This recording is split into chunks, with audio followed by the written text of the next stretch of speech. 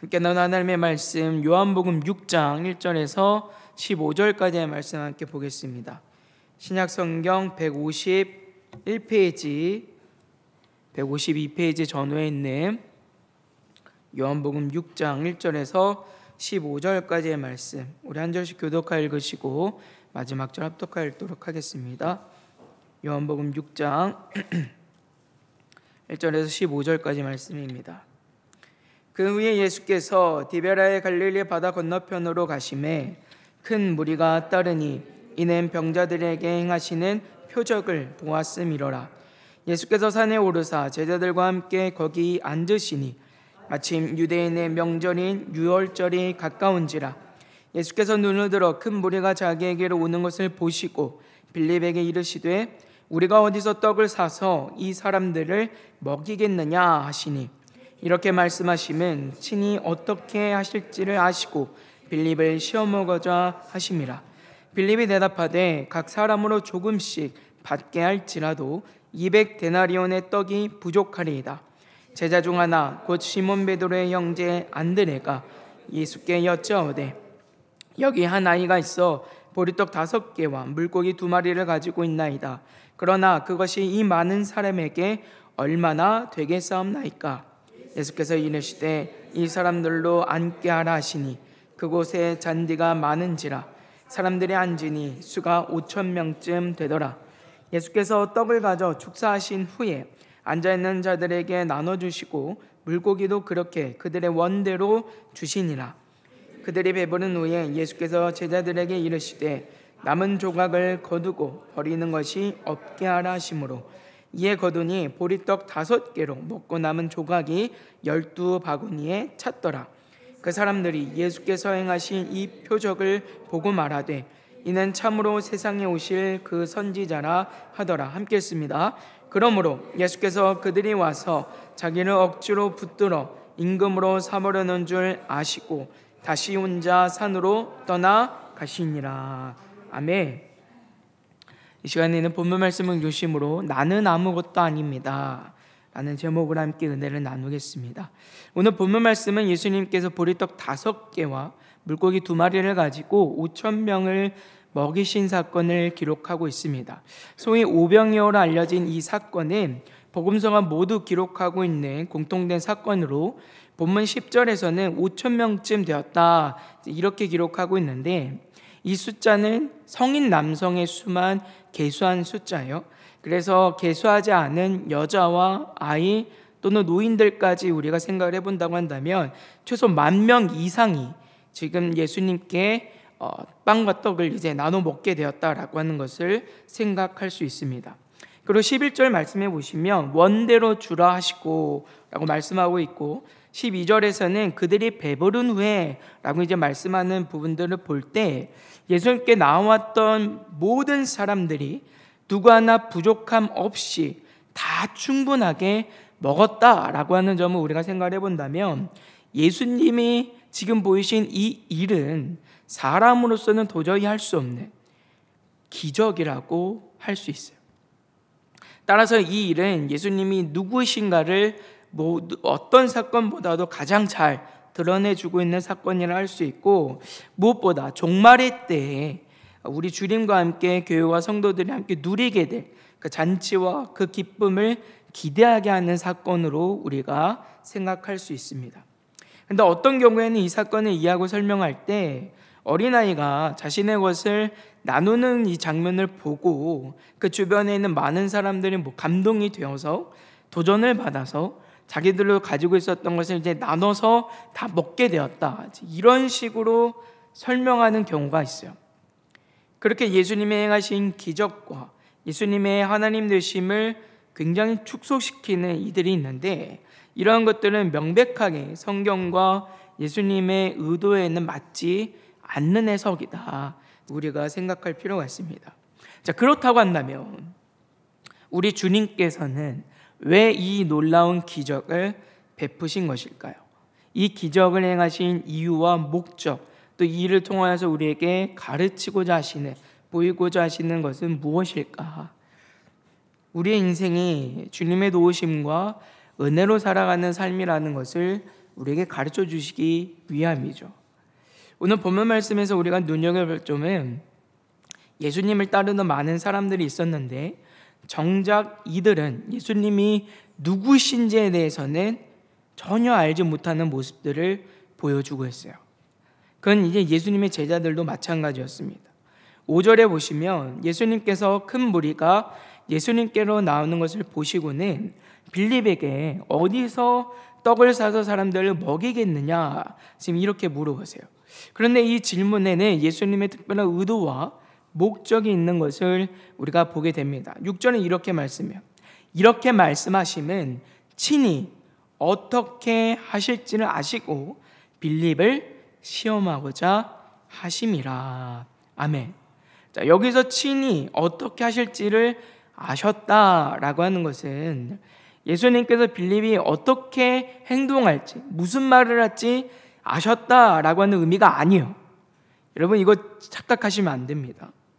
이 말은요, 우리 주님께서 자기 자신이 무엇을 해야 할지를 아시고서 빌립에게 이 질문을 던지셨다라고 하는 거예요. 그러니까 다시 말하면 예수님은 지금 예수님께로 온 이 무리를 다 먹여야 하겠다라고 하는 것을 이미 알고 계셨어요. 내가 먹여야겠다라고 하는 거. 그러니까 이미 예수님께서는 자신이 오병이어의 기적을 베푸셔야 한다라고 하는 걸 알고 계시는 거예요. 그런 상황에서 지금 빌립에게 떡을 어디서 구할 수 있느냐라고 질문하고 계시다라고 하는 겁니다. 그래서 우리 주님께서는 그를 시험하고자 물으셨다라고 성경은 말씀하고 있어요.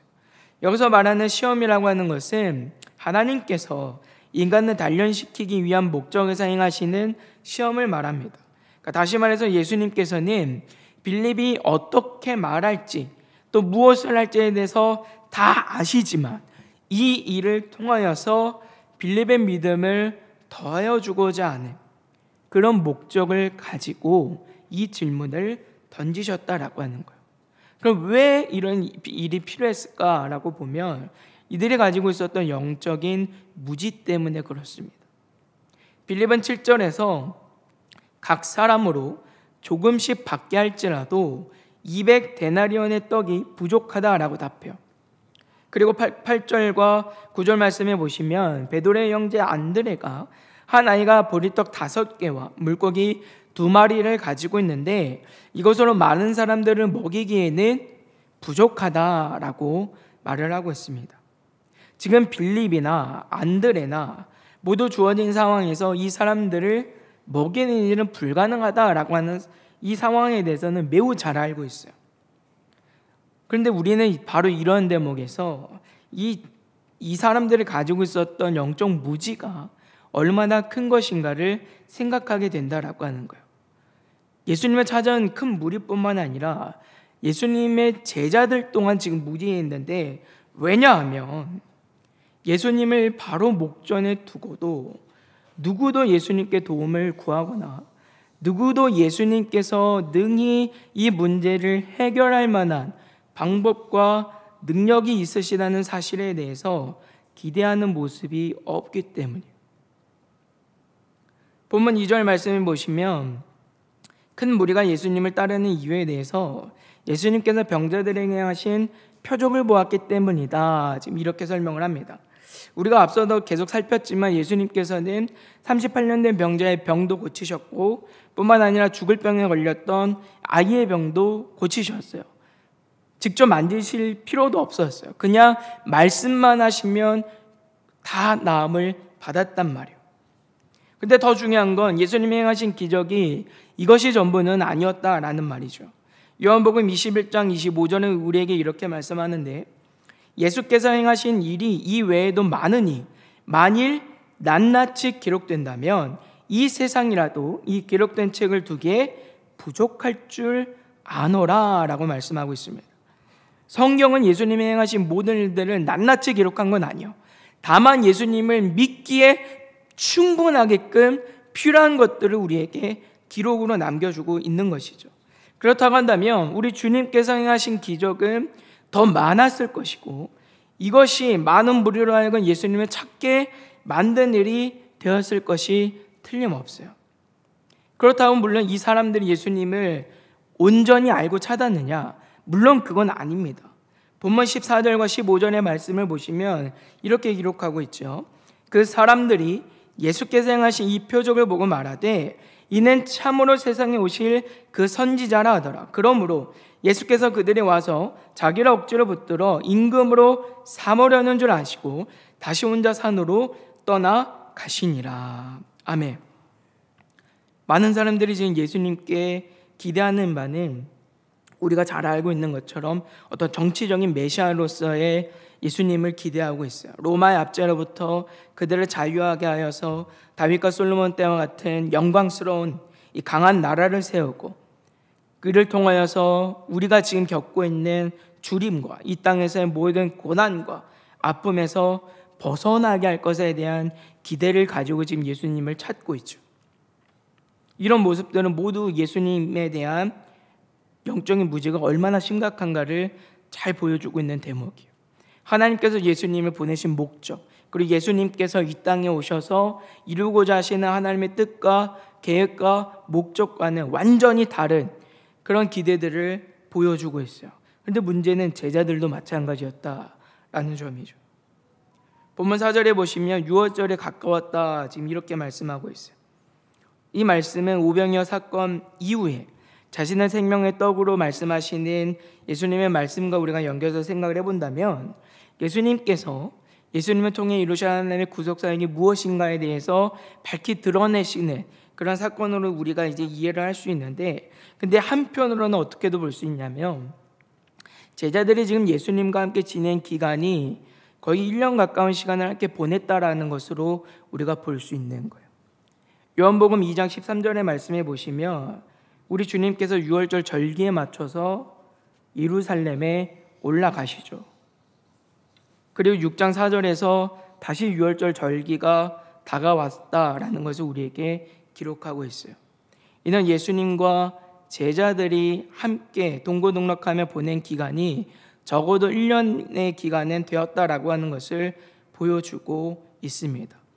이건 그만큼 제자들이 누구보다도 예수님과 가까운 곳에서 누구보다 예수님의 행하신 수많은 기적들을 보고 듣고 체험하고 배웠다라고 하는 것을 우리에게 보여주고 있는 거예요.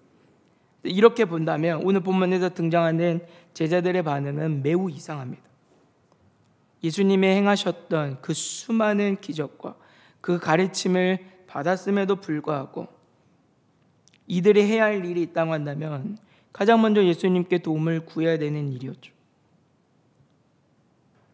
예수님께로부터 방법을 찾아야 됐던 것. 예수님은 얼마든지 38년 된 병자뿐만 아니라 우리가 해결할 수 없는 수많은 문제들을 해결하실 수 있는 능력이 있다라고 하는 것을 직접 보고 듣고 체험했기 때문에 그 작지 않은 경험이에요. 그런데 지금 이 사람들이 하는 방법은 뭐예요? 이 제자들이 몰두하고 있는 일은 뭐예요? 예수님에 대한 기대가 없어요. 예수님께 구하질 않아요. 오히려 문제와 상황 앞에서 그저 자신들의 꾀와 방법을 통해서 어떻게든 이 문제를 해결해 보고자는 했지만 이 중에 누구도 예수님을 의지하는 사람이 없어요. 이 중에 누구도 예수님을 찾거나 기대하는 사람이 아무도 없다라고 하는 거예요. 예수님께 삶의 문제를 맡기는 사람이 없어요. 이러한 모습들은 당시 제자들뿐만이 아니라 예수님을 따르고 있었던 모든 사람들이 갖고 있는 영적인 무지함이 얼마나 깊은가를 우리에게 보여주고 있습니다. 누구도 예수님이 누구인지를 제대로 아는 사람이 없는 거예요. 그래서 예수님께서 이 오병이어의 기적을 베푸실 필요가 있었어요. 예수님이 누구인지 아직도 알지 못하여서 이 영적 무지에 갇혀있는 그 백성들을 다시 가르치시고 다시 깨닫게 하시는 말미암아 예수님만을 믿고 예수님을 의지하고 예수님의 도우심과 은혜로 살아가는 그 믿음을 더하실 필요가 있었기 때문이에요. 그래서 오늘 본문 5절 말씀에 보시면 예수님께서 떡을 말씀하실 때 어디서 떡을 사서 먹이느냐라고 물으십니다. 그리고 이 떡에 대해서 우리 주님은 하늘에서 내려오는 떡이다 라면서 그 생명의 떡에 대해서 이렇게 말씀하세요. 요한복음 6장 50절과 51절입니다. 이는 하늘에서 내려오는 떡이니 사람으로 하여금 먹고 죽지 아니하게 하는 것이니라. 나는 하늘에서 내려온 살아있는 떡이니 사람이 이 떡을 먹으면 영생하리라. 내가 줄 떡은 곧 세상의 생명을 위한 내 살이니라 하시니라. 아멘. 지금 예수님께서 영적 무지에 있는 이들에게 뭘 가르치고 계시는 거예요? 예수님의 도우심과 예수님의 은혜가 우리가 절대적으로 필요하다라고 하는 것들을 우리에게 말씀하고 계세요. 예수님의 은혜가 없으면, 예수님의 도우심이 없으면 우리는 아무것도 아닌 존재라는 것을 다시 한번 가르쳐주고 계시는 거예요. 그러니까 이런 방법들을 통해서 주님이 우리에게 강조하시는 건 무엇입니까? 우리의 삶의 주인은 하나님밖에 없다라고. 우리가 의지할 분도 하나님밖에 없고 우리가 사모할 분도 하나님밖에 없고, 그렇기 때문에 우리가 순종하고 따라 살아갈 분도 하나님 한 분밖에는 없다는 말이에요. 이러한 장면은 구약에서 하나님께서 광야 가운데 이스라엘 백성들을 먹이시고 입히시는 모습들과 같은 의미를 가지고 있어요. 하나님께서는 이스라엘 백성들을 출애굽하신 이후로 광야로 이끌어 가십니다. 그리고 그곳에서 구름 기둥과 불 기둥으로 만나와 메추라기로 그들을 먹이시고 입히시고 그들의 발걸음을 인도해 가시죠. 모세는 이렇게 하나님이 하신 중요한 이유와 목적에 대해서 이렇게 증거합니다. 신명기 8장 3절입니다. 너를 낮추시며 너를 줄이게 하시며 또 너도 알지 못하며 내 조상들도 알지 못하던 만나를 내게 먹이신 것은 사람이 떡으로만 사는 것이 아니요 여호와의 입에서 나오는 모든 말씀으로 사는 줄을 내가 알게 하려 하심이니라. 신명기 8장 16절도 똑같이 말씀하세요. 내 조상들도 알지 못하던 만나를 광야에서 내게 먹이셨나니 이는 다 너를 낮추시며 너를 시험하사 마침내 내게 복을 주려 하심이었느니라. 아멘. 하나님께서 이스라엘 백성들을 광야로 이끄셔서 그들에게 만나를 먹이신 이유와 목적은 그냥 그들이 배고팠기 때문에 먹이신 게 아니에요. 그냥 이들의 삶의 주림을 해결하기 위해서 먹이신 게 아니라고 하는 거예요.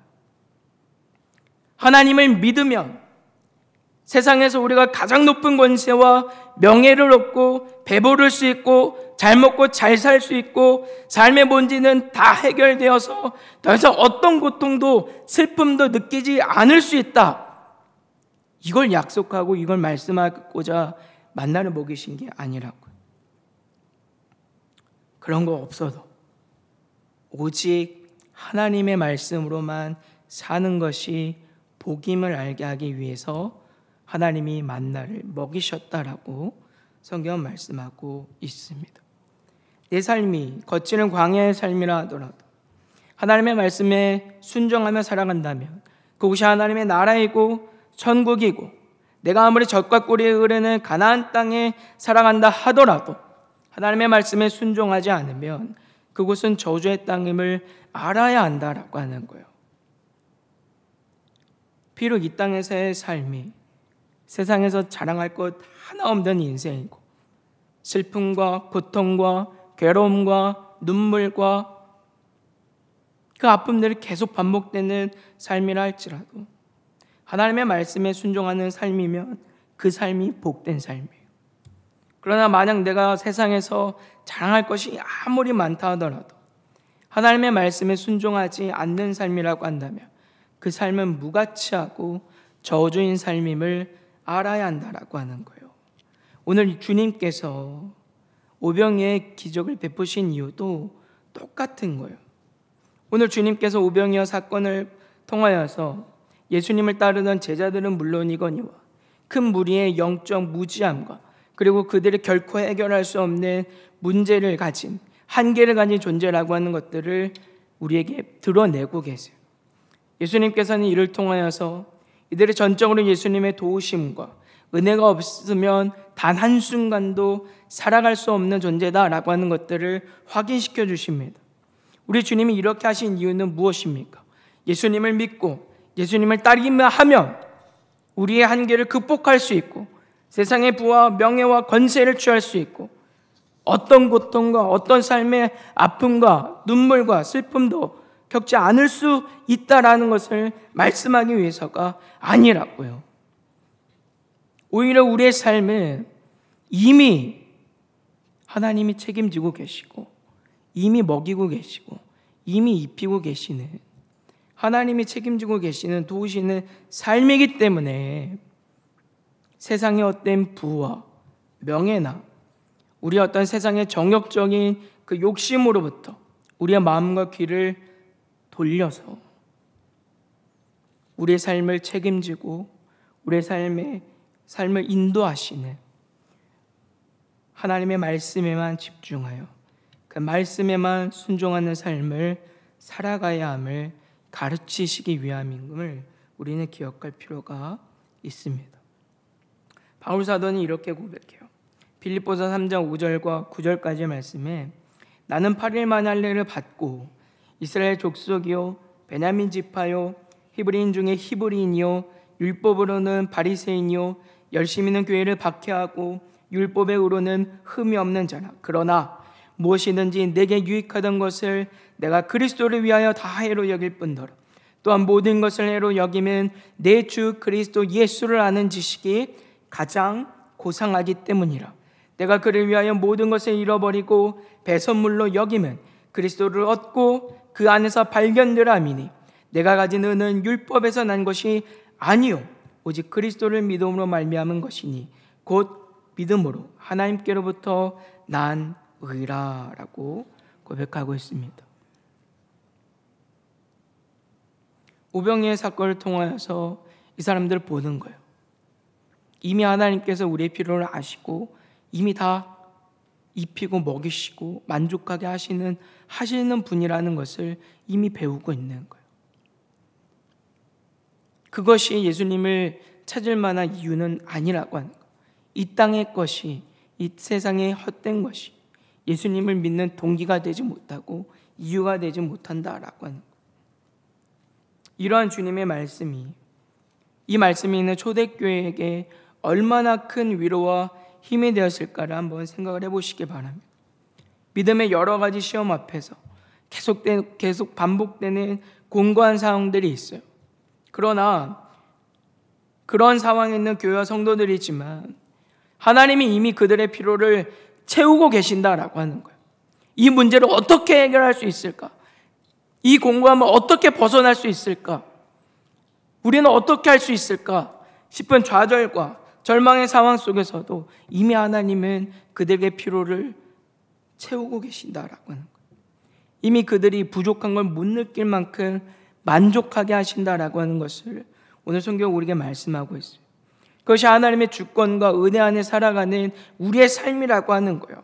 그렇기 때문에 우리가 하나님 앞에 가져야 될 것은 세상에서 헛된 것이 없어서 하나님을 원망하고 불평하고 괴로워하고 시기하고 질투하고 그렇게 살아갈 것이 아니라 그런 거 없어도 더더욱 주의 말씀에만 순종하여서 하나님의 도우심과 정말 은혜를 따라 살아가는 교회와 성도들이 되어야 한다라고 하는 거예요. 주님께서 약속하신 복된 삶을 살아야 한다라고 성경 우리에게 말씀하고 있어요. 이 말씀은 비단 초대교회만이 아니라 오늘 살아가는 우리 모두에게도 동일하게 주어지는 말씀임을 우리는 깊이 생각해야 합니다. 사랑하는 성도 여러분, 오늘 우리 주님께서는 오병이의 기적을 통해서 주님의 도우심과 은혜가 없이는 우리는 한순간도 살아갈 수 없는 존재임을 가르쳐주고 계세요. 그리고 지금 주님께서 우리의 모든 삶을 다 주관하시고 모든 필요를 채우고 계시다라고 하는 것들을 성경 우리에게 말씀하고 있습니다. 그렇기 때문에 우리가 생각해야 할 것은 우리 주님은 그저 내 필요와 내가 어떤 해결할 수 없는 문제에 있을 때 그것을 그냥 도와주시거나 해결해 주시는 정도가 아니라 우리 삶의 주인 그 자체 되심을 알아서 주인의 뜻에만 살아갈 수 길을 다짐하는 저 여러분들의 믿음이 되어야 할 줄 믿습니다. 우리가 구하지 않을 때라도 우리 주님은 이미 우리 삶의 모든 필요를 아시고 채우고 계세요. 오병이어 중에 누가 예수님께 우리를 먹여달라고 한 사람이 있습니까? 아무도 없어요. 아무도 그런 기대를 가지고 있지 않았어요. 그래도 주님은 채우셨다고요. 우리가 구해야만 하나님이 주시지는 게 아니에요. 구하지 않은 그때라도, 구하지 못한 것도 주시는 분이 우리 하나님이시라고요. 하나님은 우리의 삶을 그렇게 풍성하게 풍족하게 채우고 계시는 거예요. 그렇기 때문에 우리가 예수를 믿어서 세상적 어떤 정욕이나 부나 명예나 권세를 탐하는 자들이 아니라 오히려 세상의 그 모든 욕심들은 다 내려놓고 오직 주님의 말씀에만 순종하고 주의 말씀에만 기울이며 살기 힘쓰는 복된 저 여러분들이 되어야 한다는 말입니다. 오늘 주님은 세상의 어떤 영광만을 바라면서 주님을 찾는 무리를 향해서 진짜 주님께 찾고 구해야 하는 것은 세상의 그런 헛된 것들이 아니라 세상에 정말 줄 수 없는 평안과 기쁨이다 라고 하는 것을 우리에게 가르치십니다. 하나님의 말씀에 순종하여서 하나님의 뜻을 이루는 그 복된 삶이야말로 우리 주님이 우리에게 주고자 하시는 참된 기쁨이고 만족이죠. 그러나 오늘날 많은 교회와 성도들이 이 말씀을 잊고 살아갑니다. 여전히 예수님을 믿어서 자기의 정욕을 이루기를 바라고 세상에서 부와 권세와 명예를 얻기 위해서 싸우며 살아가고 있어요. 여전히 그런 목적으로 예수님을 찾으려 할 때가 많이 있어요. 예수님은 우리의 삶의 주인으로 모시는 게 아니라 내 삶에 필요한 것들을 채우고 도와줄 수 있는 어떤 그런 정도 수준으로 예수님을 이해하고 하나님을 이해하는 경우들이 많아요. 그러니까 삶에 주어지는 형편과 상황을 보면서 때때로 좌절하고 실망하고 심지어는 하나님을 원망하여서 믿기를 포기하고 떠나는 일들도 많이 있어요. 여전히 우리 안에 깨어야 하는 영적 무지가 있다는 말입니다. 그러나 진실로 우리가 주님을 참되게 믿는 자들이라고 한다면 우리는 눈에 보여지는 상황에 휘둘르는 자들이 되어서는 안 됩니다. 지금도 나라가 매우 혼란한 상황에 있는 것은 틀림없지만 그러나 이럴 때라도 우리가 해야 할 것은 불안하고 두려워 떨 것이 아니라 하나님의 말씀에 더욱 순종하는 그런 사람들이 되어야 되겠죠. 왜냐하면 지금 이 순간에도 하나님께서는 우리의 삶을 이뤄가고 계시고 우리의 모든 필요와 만족을 채우고 계시기 때문에 여전히 우리를 먹이고 입히고 계시기 때문입니다. 이 말씀을 잘 기억하셔서 주의 말씀에만 순종하며 살아갈 수 있는 저 여러분들 되시기를 주님의 이름으로 소망합니다.